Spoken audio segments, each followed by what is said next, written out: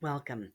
In this presentation, I'll be going over a brief introduction to the MLA citation format, specifically as you will put on a works cited page at the end of your research paper, as well as how to find the appropriate information in your library catalog system online. You should be able to correctly find the information you need and format a full MLA citation entry for a book or journal article after watching this tutorial. MLA, or Modern Language Association, is commonly used across disciplines in the humanities. This is the format the English department here also requires you to use, so it's important that we be able to correctly use MLA to cite our sources in our research papers. There are two different places that our citations show up in a paper. One place where we put our citations is at the end of a paper. In MLA format, this is called the works cited page, and it is required for your research paper. You should be aware there are formatting requirements for the works cited page, but we will cover those in a future tutorial. For now, I want to focus on making sure you know what information needs to be in your works cited entries, how to format each entry, and where you can find the information for each source. The first thing to note is that entries are listed alphabetically by author on the works cited page, and what you can see here is a very short sample works cited page with two sources for a paper I wrote recently for a class: an article by Paul Gorski and a book by Ibram X. Kendi.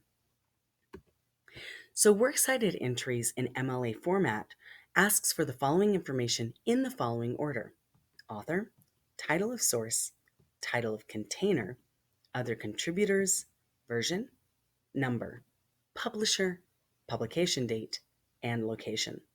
Not every element will be in each citation. For example, you won't always have a container distinct from the title, or other contributors distinct from the author, or have a version and number unless you're using a lot of articles from journals or magazines. The location refers to a digital location, not a physical place, and only applies to digital or digitized sources with a URL. There are also slight differences if you're using a visual or audio source, but we can tackle these later. As examples, let's look at how to cite a book and then how to cite an article in a peer-reviewed journal. So here we have the book that I read. We list the author's name, last name, comma, first name, period, and then we put the title in italics, stamped from the beginning, The Definitive History of Racist Ideas in America, with a period after that, and then we list the publisher with a comma and the publication date. This is fairly straightforward. But if we look at a second example, here the article that I read, while the order of information is the same, we have slightly more information because it's a magazine. So we do the same thing with the author's name, last name, Gorski, comma, first name, Paul, period. But this time, the title of the article is in quotation marks, and the title of the journal in which the article is found, also known as the container, is in italics. And then we also list the volume and number, as well as the specific publication date and the page number for the journal article. So this is an example of two completed entries. They are reversed alphabetical order than they would be listed on the works cited page, but books typically contain less information than a magazine article will. So this is an example of what we would find on the title page of a book. I read the Kindle version of this book, so when I go to the front of my digital version, I find, in this case, the publisher is Bold Type Books, and then the author's name, as well as the date. But I also want to look at the library catalog entry for this book to give us a sense of how we would find the information from a library search if we didn't have the digital book on hand or the physical book on hand. So here I have entered the title of the book into the search window at the top of the library page. And although I've already done the search, I'll hit return again. And what comes up are a bunch of different entries. And what we want is the book entry. So I'm going to click on that here. And what you'll see here is that we have all the information we need. Here is the author's name, Here is the title. And then we also have the publisher name as well as the publication date. And for MLA citation, we can actually ignore the location of the publisher.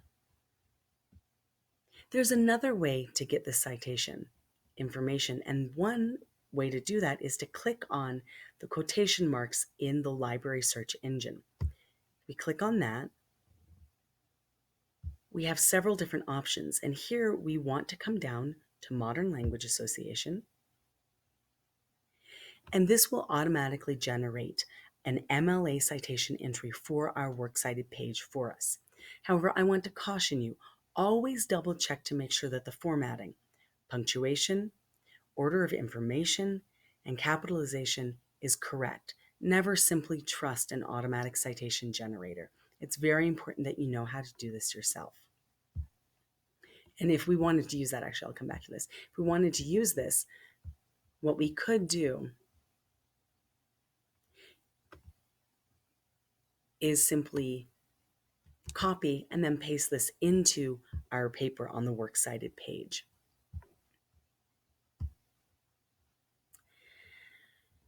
So this is the information we need. And I'll come down here and just encourage us after this to feel that we have the confidence to find the information as well as to correctly format our works cited page.